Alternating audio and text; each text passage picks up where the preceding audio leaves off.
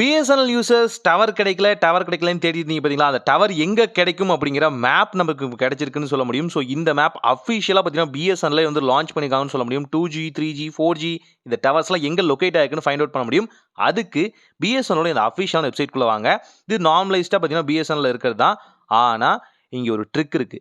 அதாவது இந்த bsnl.co.in அப்படிங்கிற இந்த வெப்சைட்குள்ள பார்த்தீங்கன்னா, இப்போ வந்து வாணி அப்படிங்கிற ஏஐ வந்திருக்கு இல்லையா? அந்த கொஸ்டின் கேட்கறதுலாம் சொல்றது இல்லையா? இங்க நெட்வொர்க் இஷ்யூ அப்படிங்கிற கம்ப்ளைண்ட் நீங்க பதிவு பண்ணா மட்டும் தான் பார்த்தீங்கன்னா, ரொம்ப சிம்பிளாவே இந்த வகையான மேப் வந்து ஷோ ஆகுதுன்னு சொல்ல முடியும். இத ட்ரிக்கியா ஒளிச்சு வச்சிருக்காங்க.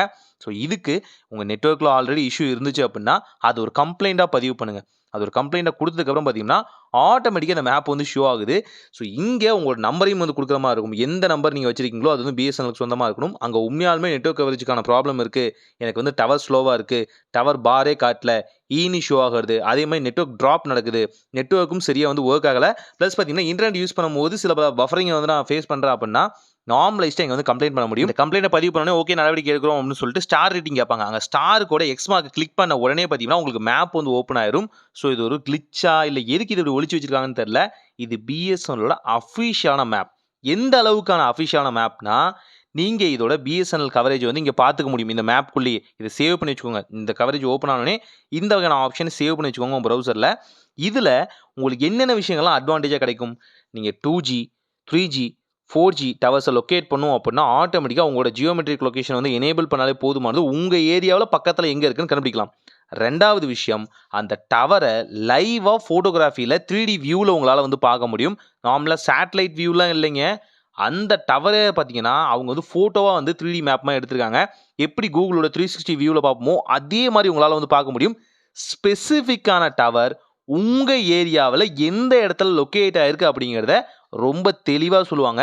இதில் மலைப்பகுதிகளும் அடக்கம். அதாவது ஜென்ரலாக கிரவுண்ட் சோர்ஸ் மட்டும் இல்லாமல் நீங்கள் மலைவாழ் மக்களாக இருக்கீங்க, இல்லை ரொம்ப காட்டு சைடு தான் இருக்கீங்க, ரிசர்வ்டு ஃபாரஸ்ட் ஏரியாக்குள்ளே இருக்கீங்க அப்படின்னாலும் அதையுமே உங்களால் வந்து பார்த்துக்க முடியும். இல்லை நான் வந்து ஜியோமெட்ரிக் லொகேஷன் இல்லாமல் இனிஷியலாக தேட நினைக்கிறேன் அப்படின்னா சென்னை மாதிரியான இடங்கள் ரொம்ப டாப் சிட்டிஸ் இருக்கும்ல, மெட்ரோபாலிட்டன் சிட்டிஸ் அண்ட் மெட்ரோ சிட்டிஸில் பார்த்தீங்கன்னா உங்களுக்கான ஆப்ஷன் கொடுத்துருப்பாங்க. உங்களுக்கு எது வேணுமோ அதை சூஸ் பண்ணிவிட்டு அங்கே எந்த டவர் ரேஞ்ச் இருக்குது அப்படிங்கிறத ரொம்ப சிம்பிளாகவே தெரிஞ்சிக்க முடியும்.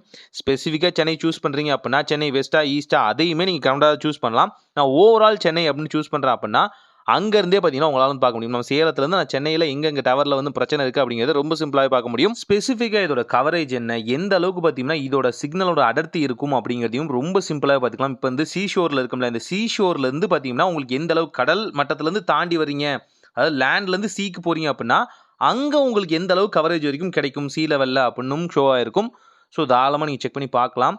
இதில் என்ன பிரச்சனைன்னா இது வந்து 2 மாதம் பழசு. இந்த மேப் 2 மாதம் பழசு. 2 மாதத்துக்கு ஒருக்காக இதை அப்டேட் பண்ணுவேன் அப்படின்னு தெளிவாக அதில் சொல்லியிருக்காங்க. ஸோ மோஸ்ட்லி நீங்கள் பார்க்குறது கொஞ்சம் ஓல்டான மேப்பாக இருக்கலாம். ஆனால் ஸ்டாண்டர்டான மேப். ஓல்டுன்னா ஒன்றும் ரொம்ப பழசெல்லாம் இல்லை, 2 மாதம் பழசு தான்.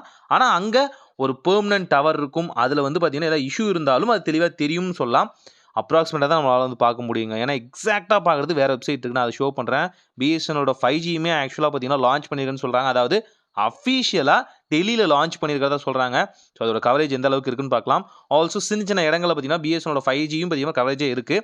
அதையுமே அடுத்தடுத்த வீடியோக்களை பார்க்கலாம். ஸோ இப்படி நீங்கள் ஸ்டாண்டர்டாக செக் பண்ணணும்னு நினச்சிங்க, லைவாக பார்க்கணும்னு நினச்சிங்க, ஃபோட்டோகிராஃபியோட ஆதாரமாக 360 டிகிரி வியூவில் நீங்கள் பார்க்கணும்னு நினச்சிங்கன்னா இந்த மெத்தடை ட்ரை பண்ணி பார்க்கலாம். ட்ரை பண்ணி பாருங்கள். ஒரு நல்ல மாற்றம் இனிதாய் நடக்கட்டும். ஃப்ரெண்ட்ஸ் அண்ட் ஃபேமிலிக்கு ஷேர் பண்ணுங்கள்.